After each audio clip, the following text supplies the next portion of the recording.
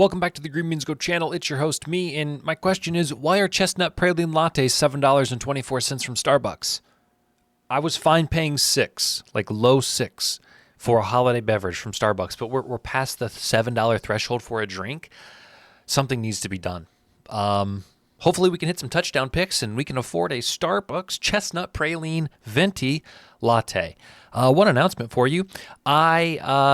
Two announcements for you. The first announcement is I made a video breaking down Travis Hunter's Heisman credibility, if you will. Right now, he has an 80% chance to win the Heisman, and I'm not sure that it is deserved. You can watch that video if you want to find out more. Also, I'm selling shirts. They're holiday themed and they're Green Beans Go themed. So if you're interested in a gingerbread Rudolph the Red-Nosed Reindeer or the generic lights, they come in short sleeve, long sleeve, hat, and crew neck. You can buy those using the link in the description. Here is the entire sheet of touchdowns. I'll put a link in the comments. I'll put this on Reddit and I'll put this on my Twitter so that you can see it and enlarge it if you so desire. Let's talk about tonight. Pittsburgh and Cleveland. We're going to go through each game. We're going to break down maybe some angles that I have, talk through some things, have a nice chill time.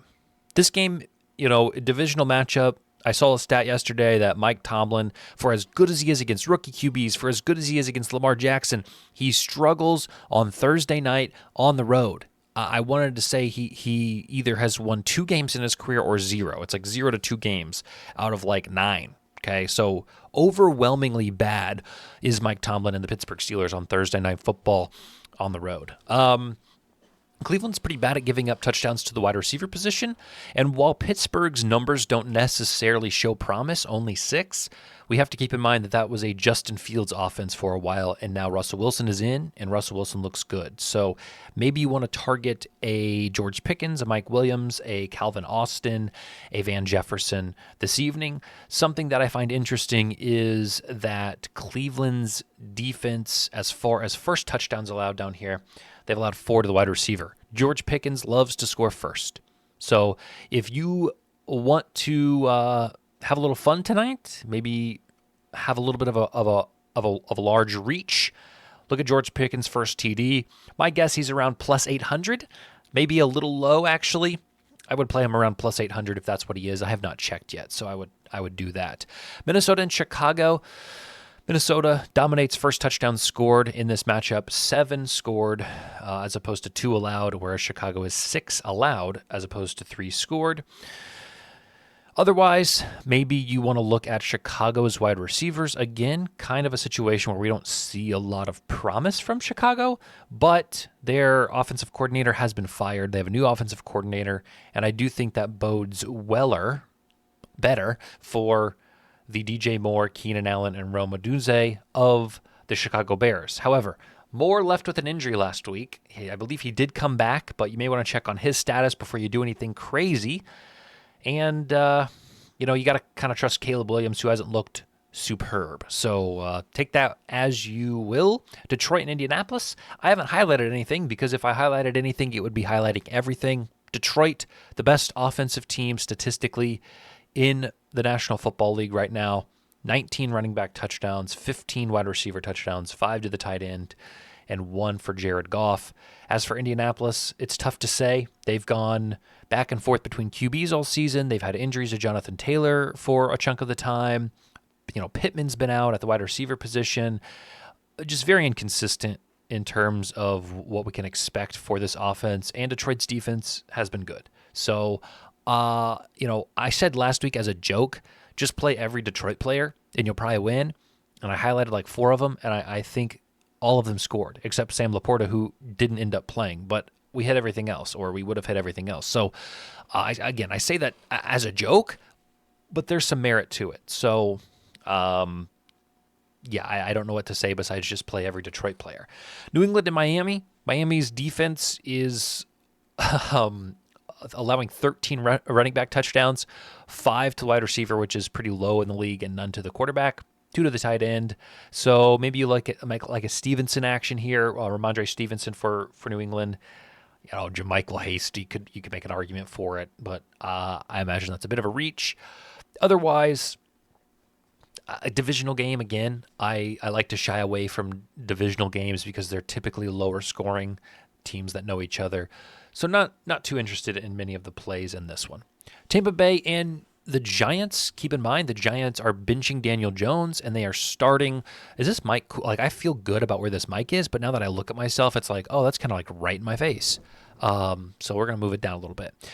Daniel Jones is being benched for Tommy DeVito. We saw this last year. DeVito came in for the Giants and looked good, and we're gonna try it again now that their season's over. The Giants' defense is weakest at allowing wide receivers. Tampa Bay's offense is strongest at scoring with the wide receivers. They have some injuries. Godwin's out, but Mike Evans is projected to play. He practiced yesterday. He looks to be a full or mostly full go. So, if you also look down here at first touchdown scored, 7 for Tampa Bay, 2 allowed, whereas the Giants have allowed 7 and only scored first once. Tampa Bay scores first often with the receiver. I can see a path for Mike Evans to score first, although the number probably doesn't look great. I would imagine it's going to be 600 or 700, and I'm not going to get out of bed for that. So do what you will with it. It's an option. Dallas and Washington. Cooper Rush looked more in rhythm than he has all season against Houston, and he gets another soft matchup this week against Washington, who, as we know, has a pretty poor pass defense. I think there's opportunity for CeeDee Lamb here. Outside of that, Kevontae Turpin scored last week. You would think they would get a guy with his ability, with his speed involved more. We'll see. On the other side of the ball, Washington, they score well on the ground, and Dallas is one of the worst on the ground at defending. So maybe you like Jaden Daniels, Brian Robinson Jr., and Austin Eckler all to score. Maybe one of those guys you take for a first touchdown scorer. I don't know what you do with this information as far as betting goes, but Washington's fourth quarter touchdowns allowed is crazy. They have given up more fourth quarter touchdowns than almost they have quarters 1 through 3 combined. The ratio is 16-14. 16 touchdowns allowed by Washington's defense in the first, second, and third quarter combined. 14 allowed in the fourth quarter alone. So, again, I don't know what you do with that. Maybe you look for a fourth quarter comeback, because look at Dallas. 5 allowed is their best. So, really bad is Washington late in games. Really good is Dallas late in games. Now, the argument could be made that they're often losing by a significant margin, and so teams are not pressured to score as much late. That's probably actually what it comes down to. Kansas City and Carolina, shockingly, probably the most shocking piece of information on this entire presentation is that Carolina has scored 5 first touchdowns, and Kansas City has scored 3. I would not have guessed that. Carolina, the only other thing is they have allowed a league most 8 touchdowns to the tight end, and we all know who plays tight end for the Kansas City Chiefs. He will probably be priced accordingly. In other words, minus 110-ish. 50-50 shot of scoring the first touchdown. You're going to have to be the judge of that. Maybe you want to get cute and go with a Noah Gray, who scored twice last week. At least he has 2 on the season. Also plays the tight end position. They look to be, he has as many touchdowns as Travis Kelce. All right, they look to be getting him involved. So maybe turn your attention to him if you'd like. Tennessee and Houston. Houston struggles at the wide receiver position, and if you would have told me that Nick Westbrook-Akine would be leading the Tennessee Titans in receiving touchdowns at Week 12 in the 2024 season, I would have said, with Calvin Ridley, with Tyler Boyd, with DeAndre Hopkins, no chance. No shot. He's the 4th wide receiver on this team, and he has the most touchdowns, outpacing Calvin Ridley only by 1, but outpacing nonetheless. So, do with that what you will. As for Tennessee, struggling to stop the running backs, Joe Mixon, one of the best running backs in the league, has 11 touchdowns, which I believe is 3rd in the league behind Derrick Henry, James Cook, and Jalen Hurts. If we want to count him as a quarterback, then we'll have to slot Joe Mixon in the 4th spot. Nonetheless, very good at scoring, probably going to be paying for it, probably minus 250 or so may not be something you're interested in. Look at Cam Akers. Look at Dare Ogunbowale. I don't know, options. Okay, don't shoot the messenger. I'm just here to provide you some information. Denver and Las Vegas, there's not a blue mark on this page. Why? Nothing speaks to me. Denver's defense has proven they are legit. Las Vegas's offense has proven they are legitimately bad. Denver's offense is okay. They do what they need to do. Las Vegas doesn't have a glaring weakness besides just being all around bad. Baby Bo Nix. Las Vegas has allowed 3 to the quarterback, which is noticeable or notable. 11 to running backs, 8 to receivers, 7 to tight ends. Las Vegas just lets anybody score, I think, is the moral of the story. But again, divisional matchup. You'll see what happens on Sunday afternoon. This one also, no green. San Francisco has some injuries. Brock Purdy should play, but there's still talks about his shoulder. Green Bay has kind of looked worse. I said this on my picks video this week, a little bit worse than their record shows. I think both of these teams come in a little bit vulnerable. Both of these teams come in underperforming, at least on paper. So I don't have a ton of feelings about this one. I like the fact that Green Bay is at home. They do score the first touchdown more often. San Francisco has a weakness maybe at the running back, but Josh Jacobs hasn't been too involved. 5 touchdowns on the year, as many as Jaden Reed, almost as many as Dontavian Wicks. You go out and pay a guy like Josh Jacobs, and you want him to have more touchdowns than Tucker Kraft, all right? But, I get that things happen in the red zone different. It doesn't always these numbers don't always tell a story. So just something to keep your eye on there. Philly and the Rams are weird because if you look at the distribution of players who score, both of these teams have very low distributions. Barkley and Hurts have combined for 21 of the 31 offensive touchdowns for Philly. Kyron Williams and Demarcus Robinson have combined for 15 of the 22. Not a ton of people are scoring. Puka scored last week. Parkinson scored last week. And prior to that, the Rams only had 4 different players score through 11 weeks, which is a league worst, undoubtedly. All right. As for Philly, again, Johnny Wilson got some action when both Smith and A.J. Brown were out, so I wouldn't say he's a real threat to score.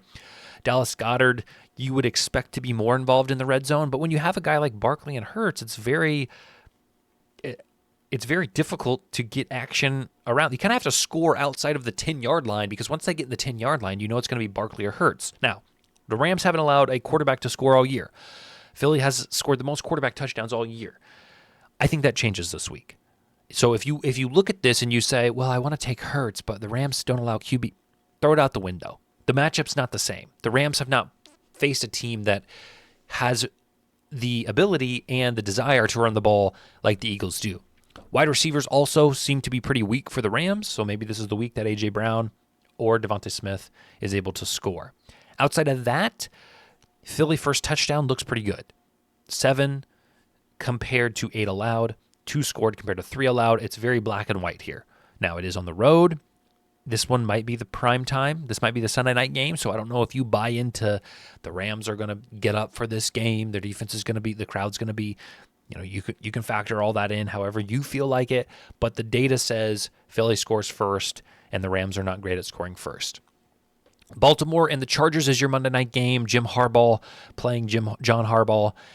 And I expect this to be lower than the total suggests. I want to say the total was at 47.5 when I looked on Wednesday, when I made my video, and I said one of my favorite bets of the week is the under.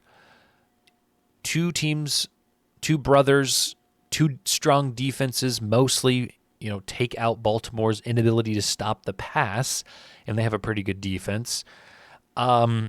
Baltimore likes to run, as you can see, 17 running back touchdowns, which is one of the top in the league. And then you have the Chargers, who've allowed 2, which is the best in the league. So unstoppable force, immovable object type of conversation this weekend. What scares me for Baltimore, but also brings me joy as a bettor, is seeing Justin Herbert becoming more comfortable in this offense with his weapons of Ladd McConkey and Quentin Johnston, who have scored a combined 10 touchdowns. And I think last week was all of their best games. I think it was Herbert's best game of the year. I think it was Ladd McConkey's best game of the year. And I think it was Quentin Johnston's best game of the year. So they're staying at home. Were they at home last weekend? They played the Bengals, on prime time at home. So they have a prime time game at home, and they got in a tremendous rhythm, and they stay at home. They play another prime time game against a team with a weak passing defense. I like the Chargers, again, to do well through the air. So maybe you like Ladd, McConkey, or Quentin Johnston in this one. Okay, so there's what I got for you today. Again, guys, if you feel so inclined to buy a shirt, get it before the holiday season. If you want to check out my other channel, Red Means No, where I talk about literally whatever I want to that is not involving sports, you can go check that out. I'm not promising the videos are going to be good by any means. I'm just promising they're going to be there.